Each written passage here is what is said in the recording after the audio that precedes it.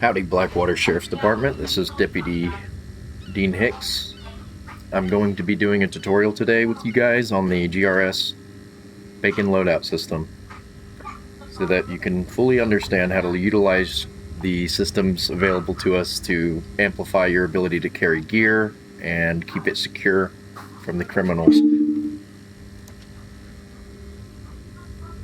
Okay, so we're going to go ahead and get started here. Alright, so, well, actually, hold up. Let's just strip it down.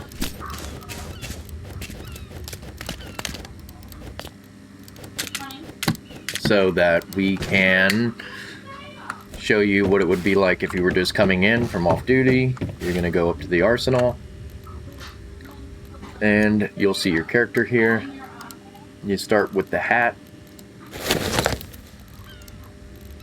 Each one of these tabs is going to be holding selective gear, or their respective gear. Some of them are doubled up though, so you can go to eyes and there's nothing there. But then later down in the line, there's eyewear. So essentially you'll just work your way down the list. The vest is going to be the most important, but we'll come back to that. So we're going to get our pants. Make sure we're not running any stripes here because we're a deputy. I'm going to throw on these nice new Solomons that I'm very happy to have now because of the simple fact that I own these shoes in real life, the green ones. Alright, backpack, we're not going to mess with that for now. Vest, not going to mess with that. There's nothing in there anyway. Gloves. I wish we had the like the blue or black silicone nylon gloves that police use to interact with evidence and stuff so they don't leave fingerprints and tamper with evidence. Head, eyes, nothing.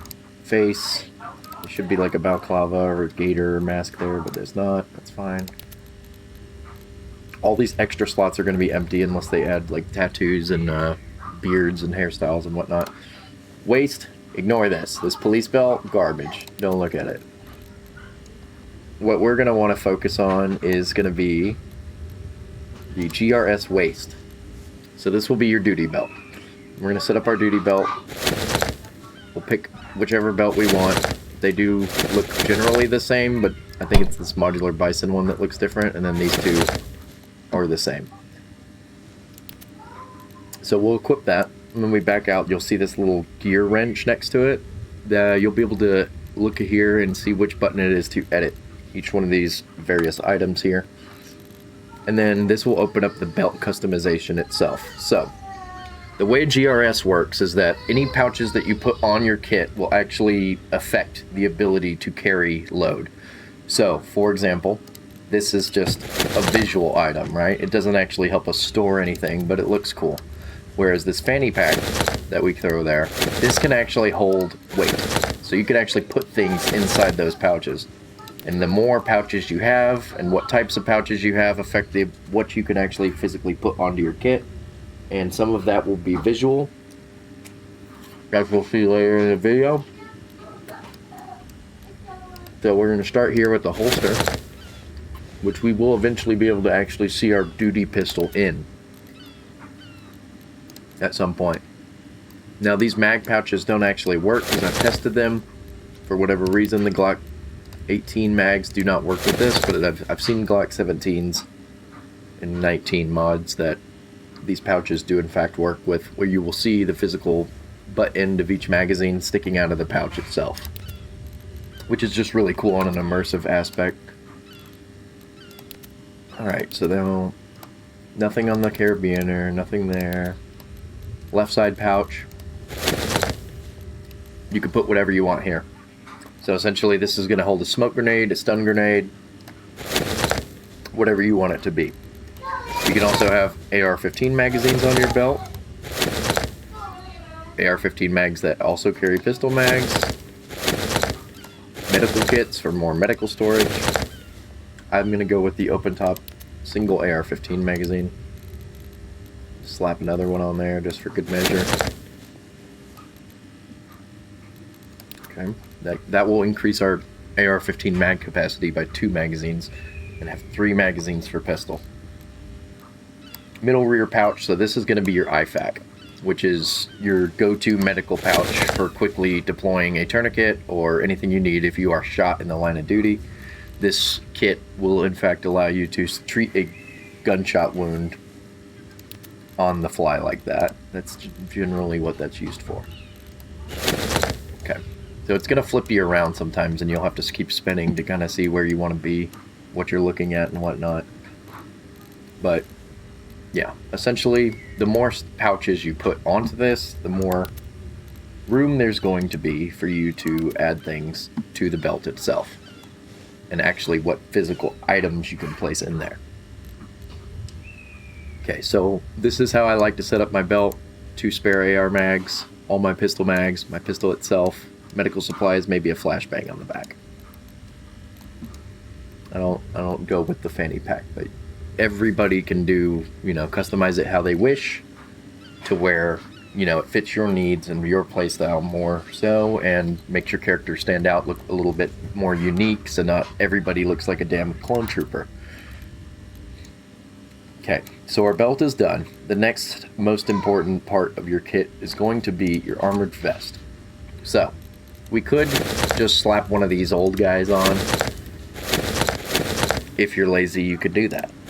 But there's also the new modular ones that we have. So, depending on what they say, gang unit supervisor, as you guys know, that's going to affect what it actually says on the back of the vest. You can also look here on the sides, and if they have like this mesh and pouch behind it, that's usually a spot for a plate. So that's more added protection. If a bullet were to hit in those regions, it would probably stop it. I like to wear the more high-speed JPC 2.0 modular sheriff vest. And it does say sheriff on the back. That's good. We're not wearing anything we're not supposed to be doing. It does leave your belly open because it does sit higher on the chest, but I think this covers the vitals a lot more. You know, pick which vest you think looks cool. So anyway, we're gonna come back out here. We're gonna edit. You can see that it does have plates in it, so that's good. We don't have to add those. And then we can start customizing this vest, right? So we're gonna come in here. We're gonna add the things that we want. Remember, they don't want us looking too paramilitary, so try to look more like a cop and less like a soldier. That's going to be SWAT's duty. Alright, so I like to add a holster up here onto the vest, because then it can actually hold a taser, and it will visually show on your person, which we'll go into later how to address that and actually be able to deploy it and still have it showing in and out of the holster whenever you have it equipped and unequipped. Alright, so these are your placards. These are very important for magazine storage. So this particular placard is going to be for an AR-10 / like an M110, your designated marksman magazines. That's why they're so much thicker. This one actually says marksman, but this one is for AR-15 magazines, and then when it gets a little bit thicker, wider, those 308 mags are actually wider, so that would be, if you're running a marksman kit, you can use that. But we're just going to stick with the standard AR-15 pouches, and there is a different variations of each one, including the old school open and closed top Velcro design, the bungee retention design, but I like the Spiritus retention design because it has like a piece of plastic in there that retains the magazine. That's what I actually have on my plate carrier in real life. So we're going to go with that one. We're going to scroll down here. We're going to look at our front pouch. So this will attach to the front of the magazine pouches. You could have more medical gear. There's various setups for that, as well as like your general purpose admin pouch. I like to look a little more low profile, less bulky. So we're going to go with just the straight magazine pouches. There's belly options here. I don't like that because it restricts your movement. But to each their own how they want to customize your vest. The more pouches you have, the more gear you're actually going to be able to carry. Radio pouches are great, and they do actually show the radio in them, but due to the fact that we're using the wrong radio, we need the JTAC or this radio for them to actually physically show up in there and look nice. If you equip this and then throw your like vanilla radio in there, it's actually huge and it will be floating like right over the top of you, and you'll just walk around with this giant green box on your chest. So we're gonna ignore that pouch until maybe we receive some longer range radios, more modern stuff with that have like the antenna coming up over the shoulder and whatnot. Alright, so generally this is gonna be pretty much, I like to throw some scissors or multi-tools behind the mag pouches just so, you know, it looks like I'm just utilizing all the space available on my vest. There's the rear radios, don't need that as well. Left side, alright, so this is where you can add like a flashbang, whatever you want to add there. I'll go ahead and put like a alright, so left side front is the one I want to use because that's a little bit too far back for me. Left side front, we're going to put a flashbang or something there. But generally, yeah, this is how you utilize this system. By adding pouches to your kit, it actually affects what you're able to carry. So, assuming that this is done for me, right? I'm done. I'm ready to start equipping the gear that I want to be using. So we'll flip over to the next tab here, which is gear. We're going to throw your binoculars in there if you carry those. Wristwatch if you like to have that. Your primary weapon. This is going to be your rifle. I like the URG-1. Then you're going to exit out. Once again, we're going to see that little wheel or the gear here. That means we can edit it. So we're going to step in here. We can customize all the little things on this AR now. Is we can change what color our upper receiver is, lower receiver, handguard. I like the green, so I'm going to go with the green and on black two-tone look. Underbarrel. There should be foregrip options here. They were earlier. I don't know where they went. Let's throw the Spectre on there. And that's going to be it, because we... well, no, we can actually slap a tech box on here as well. There's 3 attachment points, so you could, in theory, get a little wild with it and do like a tri-laser setup, but that's going to look stupid and also extremely unrealistic, so... And I don't like it on top either, so we're going to throw it back on that left side. And yeah, underbarrel, it should be giving us a foregrip option, whether it be the AFG, the stubby vertical, or the full vertical. But for whatever reason, it's not showing up, so we're just going to move on. Alright, next we're going to do our secondary weapon. So this is going to be our pistol. We're going to open this up, slap your red dot on there, slap your light on there. Boom, shakalaka, we're done. Cool. Oops. Alright, so go back in. Alright, so we got the pistol, we got the rifle.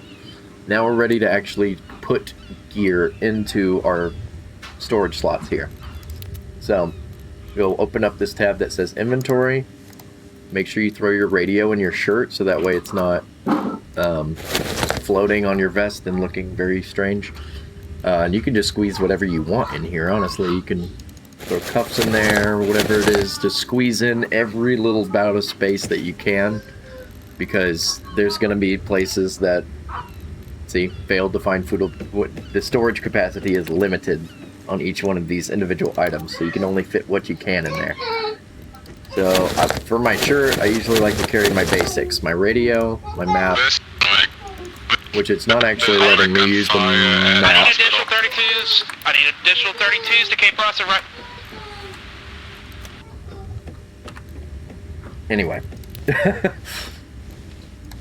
I usually like to try to fit all my basics in there, like my map and everything, but it doesn't look like it's going to be letting me do that. I can have my badge, not a flashlight. Okay, if it fails to find a suitable storage, just, you know that your storage space on that particular item is probably full. So just move on to the next thing, which is the main focus here is going to be your vest and your belt. But we'll throw, let's go back here, throw the map in there, a wrench in there, and a flashlight. Just try to get my basics all covered. So that way my gear can actually focus on what's useful to me in a situation where I'm needing to do my duty as a cop. So we're going to throw our cups in there, our impound sheet, a repair tool. Doesn't find suitable storage, that's fine. So let's go to throwables. We'll throw some smoke grenades apparently, because the stun grenades aren't fitting for whatever reason. And when you get to this weapons tab, if you do in fact have like a holster or something on your vest, it will find the proper place for it. So put your taser in your vest if you're going to be using the taser on the vest holster. And then if you back out here, you can actually physically see it on your person. Now, because it's in that holster, we're not actually going to be able to access it when we... And see, that smoke grenade is now blocking my 5 slot, which is normally my taser, right? So we're going to take it from here and drag it into that slot, and it stays in the vest. So now when I draw my taser, you can actually see, if I go into third person here, that it is showing that it is not in the holster at that moment. But when I reholster it, oh, it went into my other holster because it doesn't have anything there. But if I did have a pistol there, it would go back into my vest. What's up? The door behind. Is this Gus? Yeah. Your mic is so fucked up, dog. I'm making a GRS tutorial for the department, so just ignore me for a bit. Hey, I need you to open the door so I can clock in. Oh, motherfucker, you didn't clock out. You clocked out. I did. Clocked out. Yeah, but then you came upstairs to log out. Go and get. I can't understand what you did. Alright, so anyway. Alright, so we do have a pistol on us, right? So I bet you're wondering, okay, so why isn't the pistol in the holster, right? So let's open up our belt. Well, then how did you get up here, Gus? I'm trying to make a tutorial here, bro. Go and get. I don't know. Because there's people that don't know how to use GRS, and I'm walking them through it. Alright, so now that we've put our pistol, into our belt, right? Now we can actually physically see the pistol, and the Glock 18 is a little bit... Gus, I am actively recording a tutorial for the police department, and I need you to fuck off. Who the fuck is that?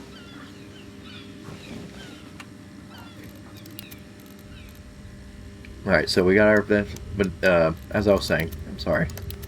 Gus is a terrorist.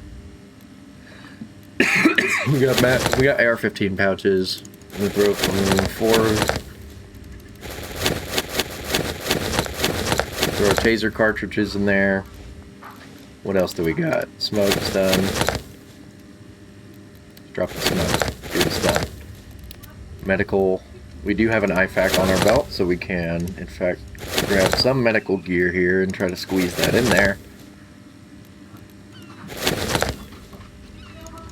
Narcan. Cool. So essentially your main worry is gonna be just making sure that you have everything that you need and you're able to physically fit it into your kit here. As you can, oh wow, that's beautiful. Okay, that's not supposed to happen, but these AR-15 mags, they do go into the pouches. The pistol pouches are supposed to pop up, but for whatever reason, as I was saying earlier, the Glock 18 is not the right handgun for this holster. So you can tell just because it's so much smaller than the actual weapon, and this shroud on top is actually supposed to cover your red dot, so this pistol actually is too far forward. It needs to go back some. But, you know, that's a problem with that particular firearm. If we had the Glock GRS like Glock 17s and whatnot, it should work flawlessly. And that pistol should look nice, and their pouches should have the pistol pouches, and the smokes and stuns should be popping up in these pouches. that are for smokes and stuns, but they are not currently popping up for whatever reason. And then we got our IFAC medical supplies back here. So, yeah, so physically having that pistol in that slot will then prevent you from drawing your pistol, your taser in this instance. And you can see that my pistol is actually on the side of my character and the taser is in my hands until I reholster and it goes back where it's supposed to go. Those binoculars are also not supposed to be sticking out of my chest, so let's... Okay, well, just drop those because that looks ugly. I don't know why they're poking through my chest there, but they don't normally do that. Okay, so now that we got our pistol, our rifle, or taser, let's double check what we have on our person, right? So we got cuffs, we got impound sheet, we got our taser, we got our badge, we got our radio, we got a flashlight, map, repair tool, we got spare AR-15 magazines. Oh wait, hold on, wait a minute. I just realized we didn't even put our AR-15 mags in this. So 1, 2, 3. And then when we back out, there we go. Boom. And now our badge is also glitching out, but you know, you get the point. So make sure you got all your gear that you're going to need for your patrol. Utilize what space you can, add medical pouches and stuff to be able to carry more medical gear and all that good stuff. And